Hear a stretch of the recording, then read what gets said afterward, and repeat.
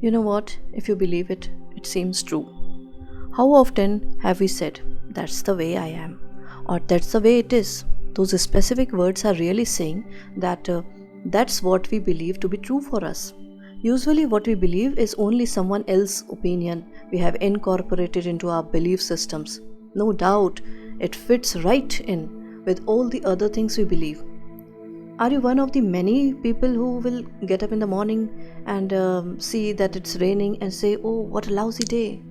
It is not a lousy day, it is just only a wet day. If we wear the appropriate clothing and change our attitude, we can have a lot of rainy day fun. If it is really our belief that rainy days are lousy days, then we will always greet rain with a sinking heart. We will fight the day rather than flow with what is happening in the moment.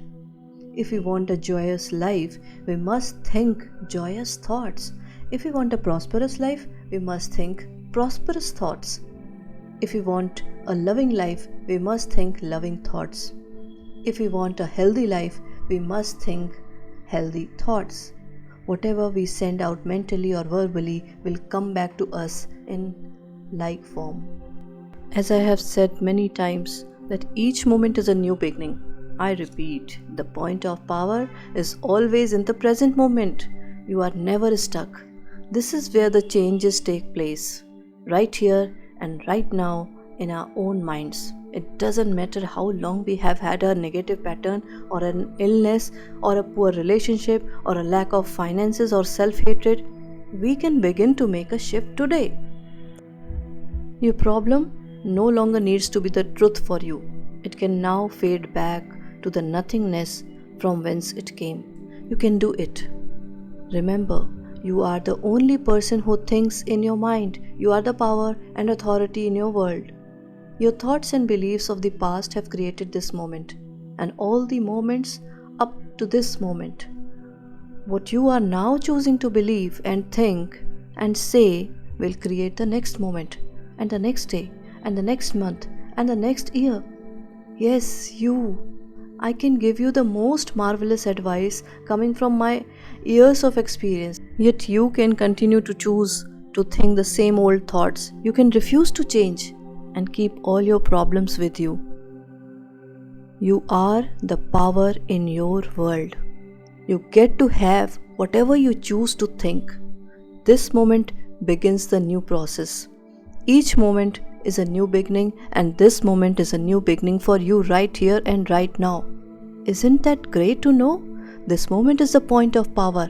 This moment is where the change begins. Stop for a moment and catch your thought. What are you thinking right now? If it is true that your thoughts shape your life, would you want what you were just thinking right now to become true for you? If it's a thought of worry or anger or hurt or revenge or fear, how do you think this thought will come back to you? It is not always easy to catch our thoughts because they move so swiftly. However, we can begin right now to watch and listen to what we say. If you hear yourself expressing negative words of any sort, stop in mid sentence. Either rephrase the sentence or just drop it. Okay, imagine yourself in line at a cafeteria or perhaps at a buffet in a luxurious hotel where instead of dishes of food, there are dishes of thoughts. You get to choose any and all your thoughts you wish. These thoughts will create your future experiences. Now, if you choose thoughts that will create problems and pain, that's rather foolish. It's like choosing food that always makes you ill. We may do this once or twice, but as soon as we learn which foods upset our bodies, we stay away from them. It's the same with thoughts.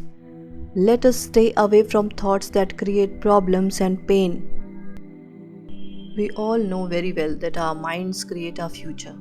When we have something in our present that is undesirable, then we must use our minds to change the situation, and we can begin to change it this very second. It is my deep desire that the topic how your thoughts work would be very first subject taught in school. I have never understood the importance of having children memorize battle dates. It seems like waste of mental energy. Instead, we could teach them important subjects such as how the mind works, how to handle finances, how to invest money for financial security, how to be a good parent, how to create good relationships, and how to create and maintain self esteem and self worth. Can you imagine what a whole generation of adults would be like if they had been taught these subjects in school along with their regular curriculum? Think how these truths would manifest.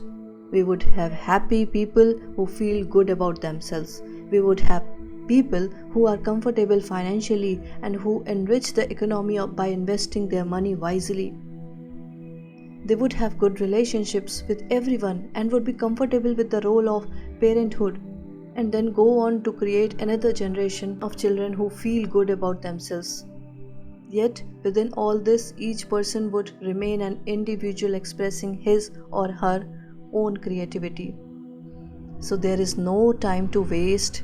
Let's continue with our work. Repeat after me.